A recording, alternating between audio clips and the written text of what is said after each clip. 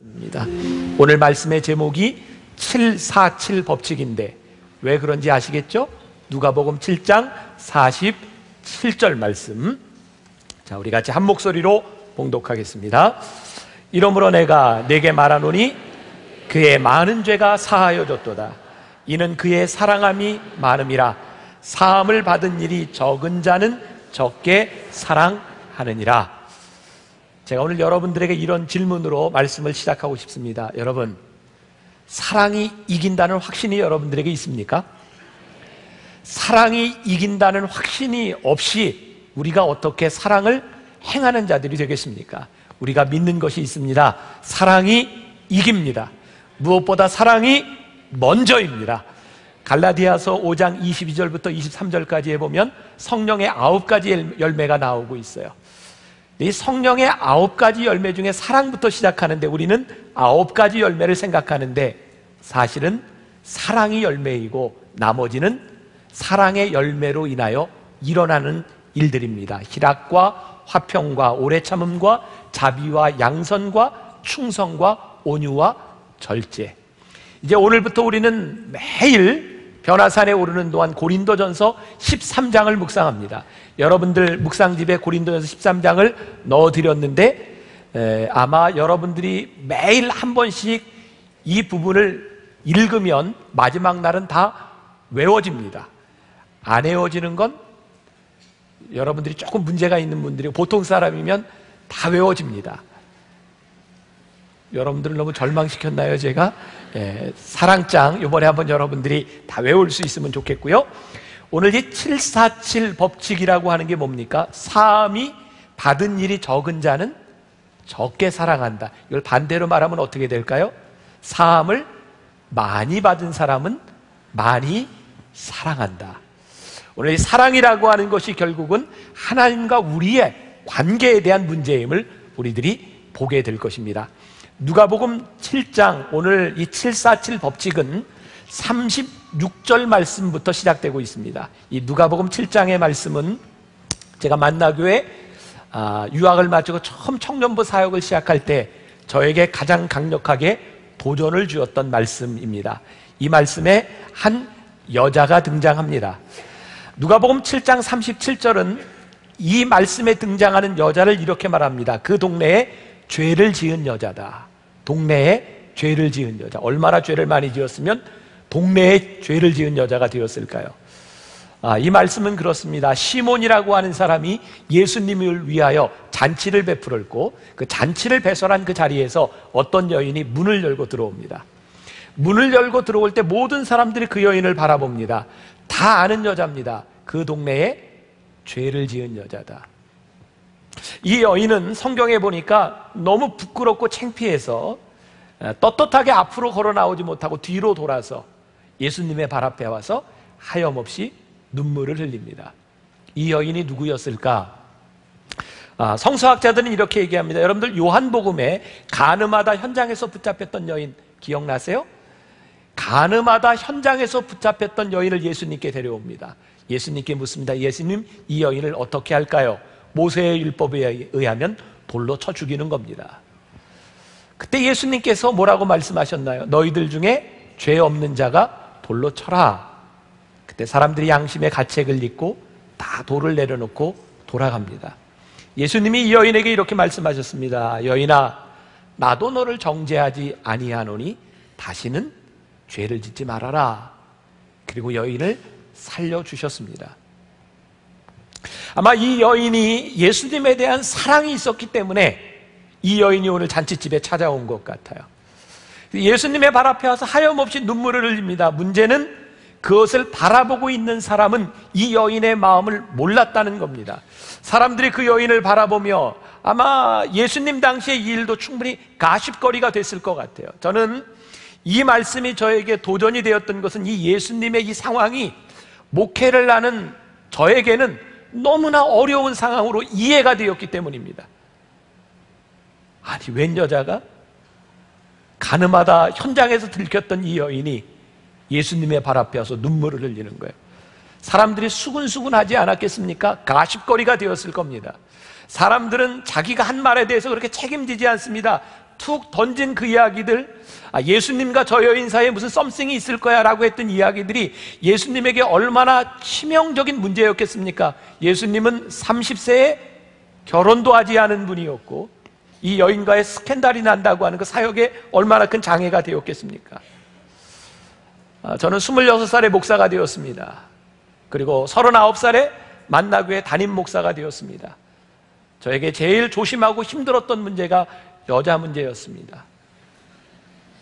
전혀 저는 여자 문제가 안 생길 것 같습니까? 저도 여자 때문에 힘들었어요. 초창기 때 제가 언제 한번 이야기했죠? 저에게 막 선물을 가져다 주고 편지를 보내고 심지어는 제 아내를 때리면서 기도하다 응답을 받았는데 저하고 결혼하라고 응답을 받았, 그 응답은 왜 한 사람한테만 가는지 몰라요. 저는 못 받았는데 아무튼 제가 너무너무 힘들었던 때가 있어요. 목회를 하면서 이 여자 문제라고 하는 것은 아킬레스건과 같은 겁니다. 나를 잘 지켜야 되는 겁니다. 제가 담임이 되고 얼마 되지 않았을 때, 제가 아마 40여 대였던 것 같아요. 저희 여자 청년 중에 하나가 저에게 상담을 요청했어요. 교회로 와라 그랬더니, 목사님 교회에서는 안 됩니다. 밖에서 만나주세요. 그래서 제가 밖에서 만나기는 하는데 사람들이 많은 곳에서 만나야 되겠다고 생각했어요. 저기 탄천을 끼고 임해촌으로 이렇게 가다 보면, 임해동 가다 보면 코롱 스포레스크라고 있습니다. 지금도 거기에 있는지 모르겠어요. 밑에 1층에 식당이 있었습니다.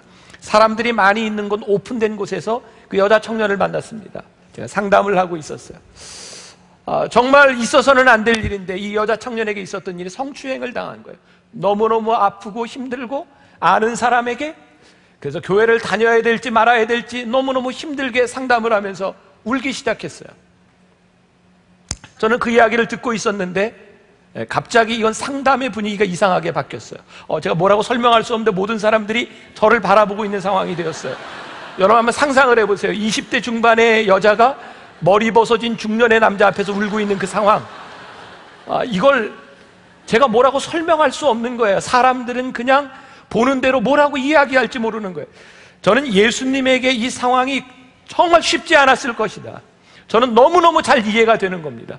근데 예수님이 그 여인의 눈물을 하염없이 흘리고 있는, 성경에 보면 그녀의 눈물이 피 오듯 내렸다 그렇게 되어 있는데 예수님이 그 여인의 눈물을 그대로 두셨어요. 무엇이 예수님으로 하여금 이 여인의 눈물을 그대로 흘리게 만들었을까? 이 상황에 누군가의 마음이 불편해졌어요.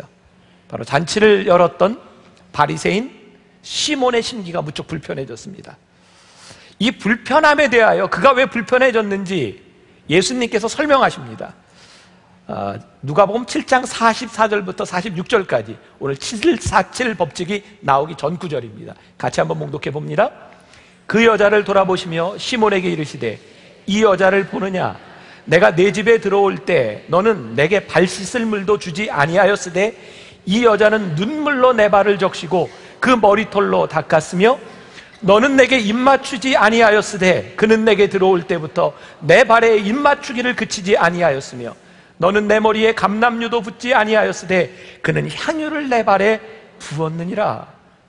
예수님께서 이렇게 말씀하고 있는 겁니다. 시몬아, 네가 마음이 불편하지. 왜 불편했을까요? 잔치에 초대한 사람, 잔치의 주인이 자기인데 사람들의 관심이 이 여인에게 쏠린 겁니다. 자기는 이 잔치를 위해서 헌신하고 돈도 내고 모든 준비를 했는데 왜 자기가 주변인이 되어버리고 이 여인이 예수님 앞에서 주인공이 되었는가? 그게 그에게 심기를 너무너무 불편하게 한 겁니다. 예수님이 말씀하시는 겁니다. 시몬아, 너는 나를 초청했지만 네가 나를 사랑하는 것 같지 않다. 여러분, 당시 유대 사람들의 풍습에 의하면 귀한 손님이 오면 밖에 들어온 그 손님에게 발 씻을 물을 줍니다. 귀한 손님이라면 하인이 씻겨줍니다. 그리고 감람유를 발라줍니다. 시몬은 예수님을 초청하고 그가 희생했고 돈을 투자했을지 모르지만 정말 주님을 사랑하지 않았던 것 같아요. 네가 그렇게 수많은 열정을 가지고 네가 이 잔치를 배설했으나 너는 주변인이 되었는데 그 이유가 무엇이냐면 네가 나를 사랑하는 것 같지 않다는 말씀이었습니다. 도대체 이 바리새인 시몬에게 없는 것, 이 잔치의 주인공을 여인으로 만들어버린 것이 무엇이었을까요? 그게 747 법칙입니다. 내가 나에게 용서함을 받은 것이 없기 때문에 내가 나를 사랑하지 못하고, 이 여인은 너무나 큰 용서를 받았기 때문에 나를 이렇게 사랑하느니라. 예수님께서 한 가지 비유로 말씀하십니다. 빚주는 사람에게 빚진 자 둘이 있는데 한 사람은 500데나리온을 빚졌고 한 사람은 50데나리온을 빚졌느니라. 이 빚주는 사람이 이 두 사람의 돈을 다 탕감해 주었는데 누가 더 감사하겠느냐? 누구일까요? 500데나리온 빚진 자입니다. 누가 더 날 사랑하겠느냐? 주님 앞에 용서를 경험하지 않은 자는 주님을 사랑할 수 없다는 말씀이에요. 이 말씀을 오해하지 마십시오. 여러분들이 은혜로운 신앙생활을 하기 위해서 큰 죄를 지어야 된다는 말이 아닙니다. 내일 여러분들이 은혜스러운 변화산이 되기 위해서 지금부터 가서 죄를 열심히 져야 된다는 말이 아닙니다. 이것은 죄의 크기에 대한 문제가 아닙니다. 죄를 얼마나 크게 지었느냐에 대한 문제가 아니라 내가 주님 앞에 용서받을 그 사랑과 용서가 필요하다고 하는 마음이 있는가? 이 바리새인에게는 그런 마음이 없었던 것 같아요. 내가 이 정도 주님을 초청했고, 내가 이 정도 하나님을 섬기고, 내가 이 정도 열심히 하면 나는 되었다. 그의 자랑스러운 마음 때문에 주님을 사랑할 수 있는 마음이 없었던 것 같아요. 저는 오늘 이 예배를 준비하며, 이 말씀을 준비하며, 이 사랑이라고 하는 것은 인격에 대한 문제가 아니라는 생각을 했어요. 이건 인격의 문제가 아니라 신앙의 문제다. 내 인격을 갈고 닦아서 사랑할 수 있는 것이 아니라 나를 향한 하나님의 사랑이 고백되지 아니하면 할 수 없는 것, 그것이 사랑이다. 저는 제 삶에 제 인생을 송두리째 바꿔놓았던 하나의 사건이 있어요. 제가 하나님의 은혜를 경험하고 기도원의 그 골방에서 나올 때 제 입술로 하나님 앞에 고백했던 말입니다. 저는 다른 말 하나도 하지 않았습니다. 하나님이 나를 사랑하십니다. 제가 그동안 깨닫지 못했던 하나님의 사랑을 내 입술로 고백했어요. 하나님이 나를 사랑하십니다. 그게 내 인생을 바꿔주었어요. 사랑, 우리는 저 멀리 있는 사람 참 쉽게 사랑하는 것 같아요. 아프리카 사람을 돕자, 아시아의 어려운 사람들을 돕자, 우리 얼마든지 사랑할 수 있습니다. 그런데 용서하는 사랑은 그렇게 쉽지 않습니다. 저 멀리 나와 관계없는 사람은 용서하지 않아도 사랑하면 끝나는 겁니다. 그러나 여러분들이 사랑해야 되는 그 사람은 여러분들이 용서하지 않으면 사랑할 수 없는 사람. 그래서 멀리서 보는 사랑과 용서하는 사랑은 다른 겁니다. 혹시 아마 여러분들이 그런 얘기 종종 하는 것 저도 듣습니다. 저와 제 아내가 있는데 와서 그래요. 사모님은 목사님 같은 분하고 사니 얼마나 행복하시겠어요? 그런 얘기 듣는 제 아내 속이 터집니다. 속으로 그럴 겁니다. 살아봐라 행복한가? 많은 사람들이 다른 교회를 바라보며 어떤 목사님을 바라보며 교인들에게 그 목사님하고 신앙생활을 하는 교인은 참 행복하겠습니다. 아마 그 교인이 그럴 거예요. 해보시오. 행복한가? 우리가 가장 가까이에서 사랑하고 우리가 가까이에서 가장 사랑하는 사람은 너무 가까이 있어서 냄새가는 사람이고, 내가 이 사람과 살아가면서 내가 용서하지 않고는 결단코 사랑할 수 없는 사람, 그 사랑을 우리 하나님께서 우리들에게 말씀하는 거예요. 결혼하기 전 한 남자와 한 여자 사랑해서 결혼합니다. 사랑해서 결혼한 남자와 여자가 사랑하며 사는 것은 무척 어렵습니다. 여러분들의 자식이 태어날 때 여러분들이 너무너무 기쁘고 사랑스러웠을지 모르지만 그 자식을 키워나가는 데는 너무나 많은 노력과 수고와 용서가 없으면 그 자식 키울 수 없는 겁니다. 내가 이를 악물고 사랑해야지 하지만 그 사랑이 잘 되지 않습니다. 그래서 오늘 주님이 우리들에게 말씀하시는 747 법칙입니다. 내가 먼저 사랑을 경험하지 않으면 내가 사랑할 수 없느니라. 내가 받은 큰 사랑이 없으면 내가 그렇게 사랑할 수 없느니라. 다시 한번 이야기합니다. 사랑은 인격의 문제가 아니라 신앙의 문제입니다. 이번 변화산을 오르는 동안 여러분들에게 이 신앙의 문제, 하나님과의 관계가 새롭게 정립될 수 있기를 간절히 소원합니다. 요한일서 4장 19절에 있는 말씀입니다. 우리가 사랑함은 그가 먼저 우리를 사랑하셨습니다. 우리가 사랑하면 그가 먼저 우리를 사랑하셨습니다. 에베소서 4장 32절의 말씀, 서로 친절하게 하며 불쌍히 여기며 서로 용서하기를 하나님이 그리스도 안에서 너희를 용서하심과 같이 하라. 누군가를 용서하기 힘들 때, 누군가를 참아주기 힘들 때, 누군가에게 친절하기 힘들 때, 누군가를 세워주는 것이 너무너무 힘들 때 기억하십시오. 우리를 용서하시고 우리를 사랑하시고 우리를 세워주신 그 하나님을 기억하십시오. 그 하나님의 사랑 때문에 우리도 할 수 있는 겁니다. 시몬은 예수님에게 문을 열어주었습니다. 잔치를 베풀었습니다. 주님께 대한 사랑이 없었던 그는 공허했습니다.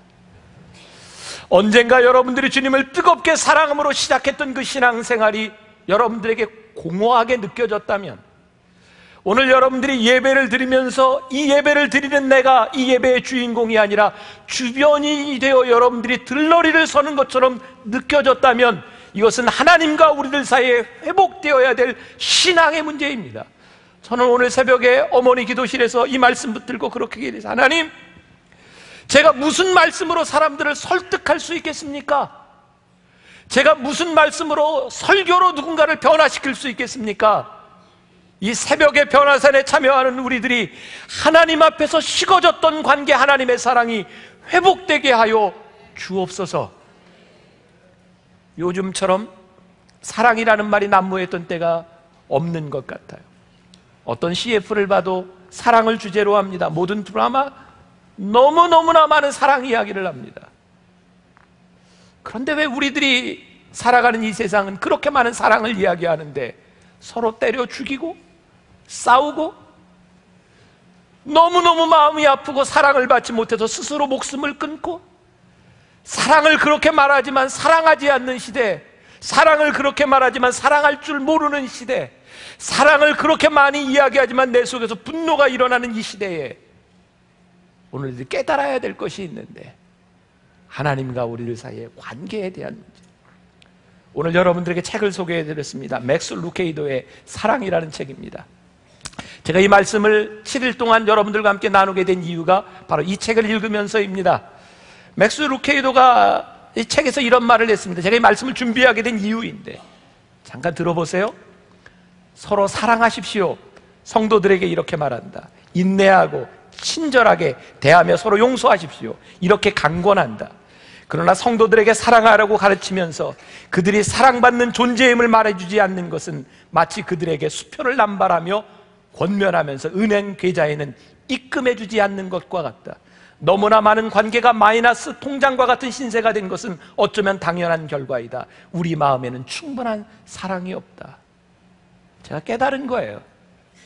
아무리 사랑하라고 이야기해도 그것이 우리들에게 공허할 수밖에 없는 것은 우리들 속에 채워지지 않은 사랑 때문입니다. 우리가 아무리 용서하라고 해도 용서가 되지 않는 이유는 무엇입니까? 우리들이 용서받은 사랑이 우리들에게 없기 때문입니다. 하나님, 이번 변화산을 통해 우리를 사랑하신 하나님의 사랑, 그것이 우리들에게 고백되게 하여 주옵소서. 이 기대를 안고 우리들이 함께 변화산을 올랐으면 좋겠다. 내일부터 매일 똑같은 본문을 우리들이 묵상하게 됩니다. 고린도전서 13장에 제가 한번 읽어드릴 테니까 한번 들어보세요. 사랑은 오래 참고, 사랑은 온유하며 시기하지 아니하며, 사랑은 자랑하지 아니하며 교만하지 아니하며 무례히 행하지 아니하며 자기의 유익을 구하지 아니하며 성내지 아니하며 악한 것을 생각하지 아니하며. 좋습니까? 아름다워요? 안 들으셨어요? 좋아요? 네, 참 좋습니다. 너무너무 아름다운 말씀입니다. 그런데 여기에 제 이름을, 여러분들의 이름을 넣어서 한번 읽어보세요. 병삼은 오래 참고, 병삼은 온유하며 시기하지 아니하며, 병삼은 자랑하지 아니하며 교만하지 아니하며. 여러분들의 이름을 넣어보세요. 어떤 느낌이 드세요? 불편해요. 사랑은 참 아름다운데 내 이름이 거기에 들어가면 이 말씀이 너무너무 불편합니다. 다시 이름을 바꿔보겠습니다. 예수님으로. 예수님은 오래 참고 예수님은 온유하며 시기하지 아니하며, 예수님은 자랑하지 아니하며 교만하지 아니하며 무례히 행하지 아니하며 자기의 유익을 구하지 아니하며. 어떤 느낌이 드세요? 될 수 있을 것 같아요. 너무나 아름다운 사랑이 내 이름을 가지고는 불편한데 주님의 이름을 가지고 될 수 있을 것 같아요. 우리가 이 마음으로 변화산을 올랐으면 좋겠어요. 사랑하는 여러분, 그 사랑이 잘 되지 않아요. 내 인격과 내 모습을 가지고 너무너무 불편해요. 그러나 주님의 사랑으로 그 사랑 할 수 있을 것 같아요. 그 소망을 가지고 우리들이 변화산을 올랐으면 좋겠다. 한 가지만 여러분들과 나눕니다. 사랑은 오래 참고라고 되어 있어요. 오래 참는 것이 무엇일까? 맥스 루케이도는 그의 책에서 오래 참는 것은 물을 끓이는 것, 그것을 조절하는 것과 같다라고 말을 합니다. 여러분들 주전자에 물을 넣고 물을 끓여요. 물을 끓이는데 제일 중요한 요인이 뭘까요? 뭐 주전자도 있고 스토브도 있지만 제일 중요한 건 불꽃입니다. 불꽃의 세기가 물 끓는 걸 조절합니다. 참아준다, 인내한다. 베드로후서 3장 9절에 보니까 주께서는 너희를 대하여 오래 참으사라고 되어 있어요. 하나님께서 우리를 사랑하셔서 오래 참고라고 하는 것은 우리를 참아줄 수 있는 이유는 딱 한 가지입니다. 우리를 사랑하시기 때문에 하나님께서 진노를 잠깐 참아주셨다는 겁니다. 오래 참는다고 하는 것, 여러분 마태복음 18장에 오늘 나온 것과 비슷한 비유가 있습니다. 1만 달란트를 빚진 자가 그 왕에게 빚을 탕감해 달라고 이야기합니다. 1만 달란트가 얼마인지 아세요? 여러분 1달란트, 2달란트, 5달란트, 달란트 비유 아시죠? 5달란트가 뭐 사람마다 좀 틀리기는 한데 한 20억쯤 되는 액수라고 합니다. 그 1만 달란트는 셀 수 없는 겁니다. 수억입니다. 수억. 도대체 셀 수 없는, 갚을 수 없는 빚을 진 그 사람을 왕이 탕감해 주었습니다. 그때 이 사람이 이렇게 요청합니다. 왕이시여, 엎드려 절하며 내게 참으소서 다 갚으리이다. 참으소서라고 말을 합니다. 참아주십시오. 왕이 그 사람을 참아보며 그를 자비한 눈길로 바라보며 그것을 용서해 줍니다. 네, 이 이야기에 반전이 일어나죠. 1만 달란트 빚진 자가 집에 갔는데, 탕감받는 자가 집에 갔는데 글쎄 거기에 100데나리온 빌려준 자가 찾아옵니다. 갚으라는 겁니다. 갚으라고 멱살을 잡는 겁니다. 왕이 이야기를 듣고 분노합니다. 내가 너를 그렇게 사랑하고 용서해 주었는데 내가 그것을 누리지 못하고 있구나. 여러분, 왕이 용서했습니다. 사랑했습니다. 자비하고 참아 주었습니다. 하나님의 사랑이 없는 것이 아닙니다. 그가 하나님의 사랑을 누리지 못하고 그 하나님의 사랑이 무엇인지를 깨닫지 못했기 때문에 그는 100데나리온 빚진 자를 용서하지 못합니다. 하나님이 그를 용서할 수 없다고 말씀합니다. 무엇인지 아시겠습니까? 여러분들에게 하나님의 사랑이 들어오고 하나님의 용서가 들어올 때 비로소 우리는 이렇게 이야기합니다. 사랑은 오래 참는 거야. 사랑은 참아주는 거야. 언젠가 인터넷에 많이 떠돌던 3초만 기다려보자 라고 하는 글이 있습니다. 한번 들어보세요. 엘리베이터를 탔을 때 닫기를 누르기 전 3초만 기다리자. 정말 누군가 급하게 달려오고 있을지도 모른다. 출발 신호가 떨어져 앞차가 서 있어도 클락션을 누르지 말고 3초만 기다리자.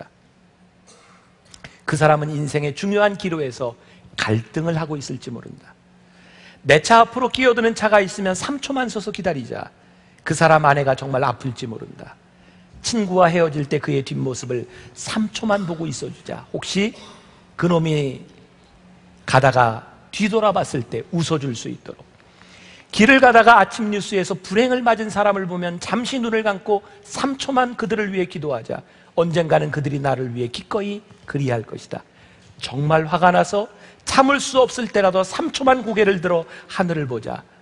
내가 화낼 일이 보잘것 없지는 않은가. 차창으로 고개를 내밀다가 한 아이와 눈이 마주쳤을 때 3초만 그 아이에게 손을 흔들어 주자.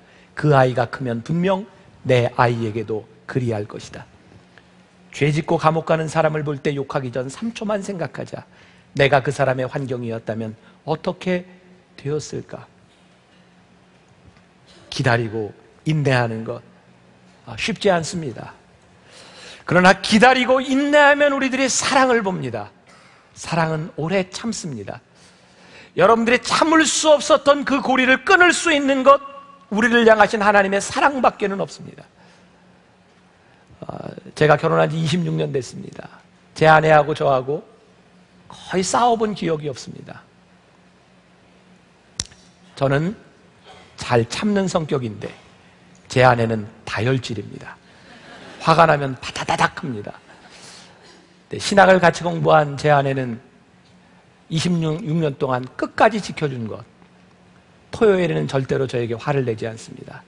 주의를 방해하지 않습니다. 너무너무 감사하고 그 아내가 너무너무 감사해서 저는 화낼 일이 있으면 꼭 토요일에 이야기합니다. 아내는 절대로 화를 내지 않습니다. 다혈질의 특징은 그때만 지나가면 잊어버린다는 겁니다. 우리는 별로 싸울 일이 없습니다. 저는 오래 참음의 가장 큰 은혜가 망각이라고 생각합니다. 여러분들이 너무너무 분노하고 용서할 수 없고 사랑할 수 없을 때 잠시만 여러분들이 참아준다면 사랑을 경험합니다. 하나님 조금만 참아주세요.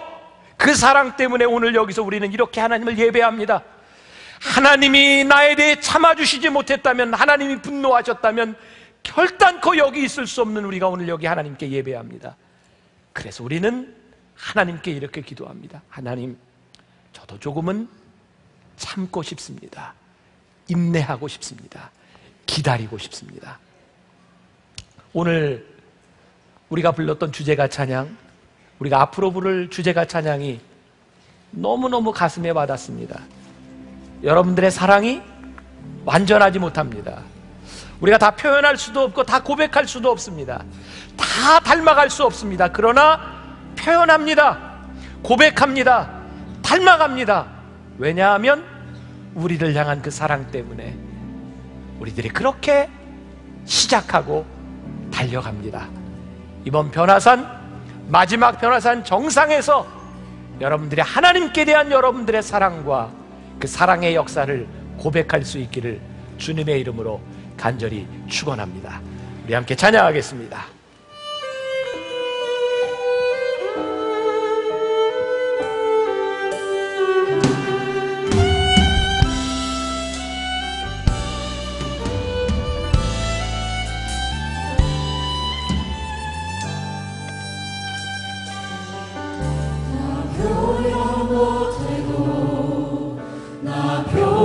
표현하리라. 나 고백 못해도 나 고백하리라. 나 알 수 없어도 나 알아가리라. 나 닮지 못해도 나 닮아가리라. 나 표현 못해도 나 표현하리라. 나 고백 못해도 나 고백하리라. 나 알 수 없어도 나 알아가리라. 나 닮지 못해도 나 닮아가리라.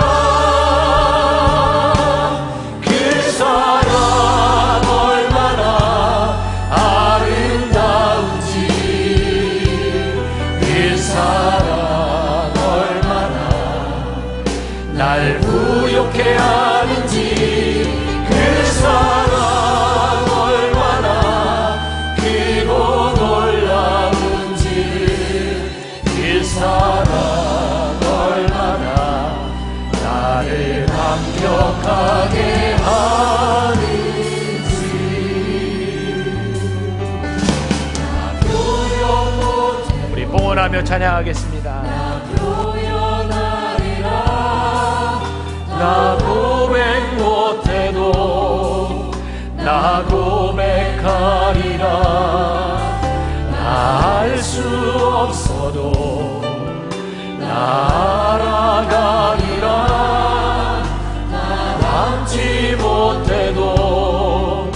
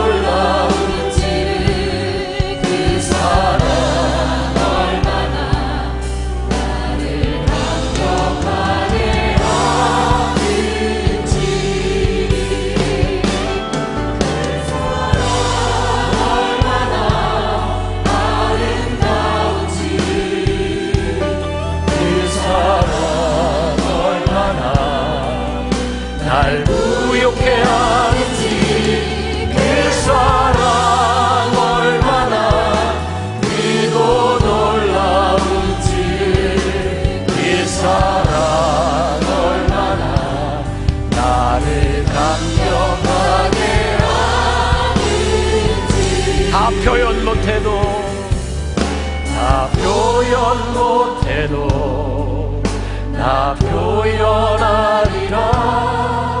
나 고백 못해도 나 고백하리라.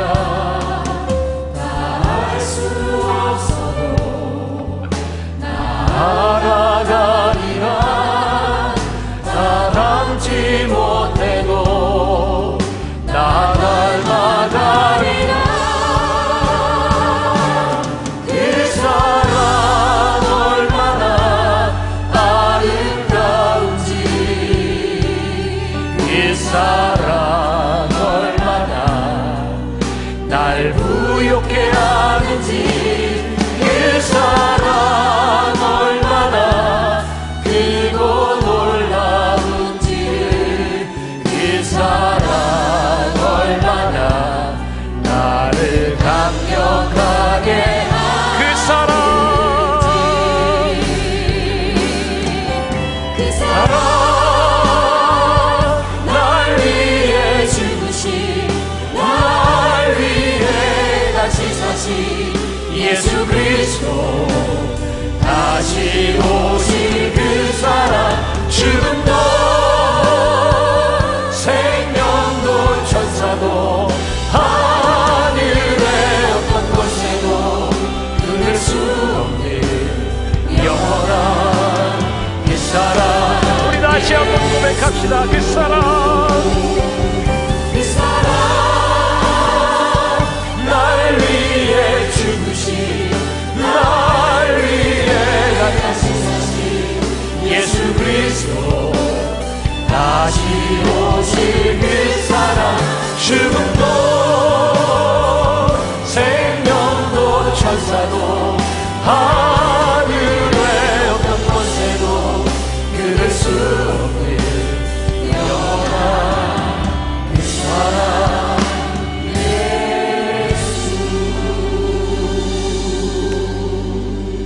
사랑하는 여러분, 이제 오늘부터 우리들이 변화산에 오르게 되는데 여러분들의 입술로 기도하며 고백하기를 원합니다. 하나님, 사랑은 내 인격의 문제가 아닌 것 같습니다. 신앙의 문제고 믿음의 문제인 것 같습니다. 이번 변화산을 통해 나를 향한 하나님의 사랑, 내가 더 이상 내 인생의 주변인이 아니라 오늘 이 사랑의 주인공인 것을 고백하게 하여 주옵소서. 하나님, 이 사랑을 붙들고 끝까지 오르게 하여 주옵시고, 이 사랑이 내가 다 알지 못하지만, 다 말할 수 없지만, 이 사랑이 우리 인생 가운데 시작되게 하여 주옵소서. 우리 같이 기도합시다. 살아계신 하나님 아버지, 오늘 우리가 하나님 앞에 간절히 기도하며 나아갑니다. 하나님, 우리를 붙들어 달라고, 하나님 우리와 함께 하여 달라고. 하나님, 내 인격으로 되는 줄 알았습니다. 내 의지로 되는 줄 알았습니다. 그러나 오늘 우리가 깨닫게 되는 것이 있습니다. 이것이 믿음의 문제인 것을, 우리를 향한 하나님의 사랑의 문제인 것을 우리들이 깨닫게 하여 주옵시고, 하나님, 더 이상 우리들이 하나님의 사랑의 주변인이 되지 않게 하여 주옵소서. 하나님의 사랑의 주인공들이 되게 하여 주옵소서. 이 믿음 붙들고 나가는 사람들이 되게 하여 주옵소서. 승리하는 사람들이 되게 하여 주옵소서. 마지막 변화산의 정상에서 주님을 찬양하고 예배하는 주의 백성들이 되게 하여 주옵소서.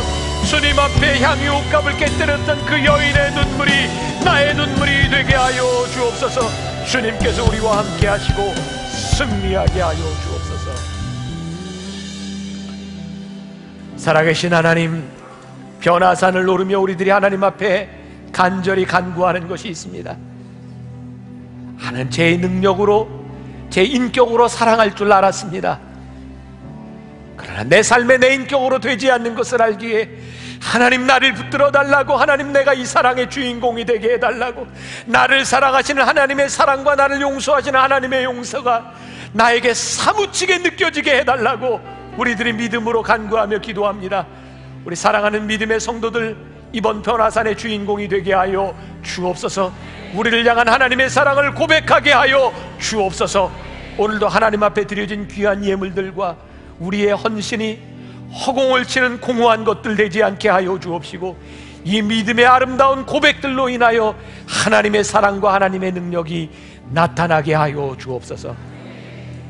지금은 우리 주 예수 그리스도의 은혜와 하나님 아버지의 무한하신 사랑과 성령의 인도하심이 하나님의 사랑이 신앙의 문제인 것을 알기에 하나님 붙들며 이 사랑 회복하게 해달라고, 하나님 이 사랑으로 살게 해달라고 기도하며 다짐하며 나아가는 당신의 사랑하는 모든 백성들 위해 지금부터 영원까지 함께 하시기를 간절히 축원하옵나이다. 아멘.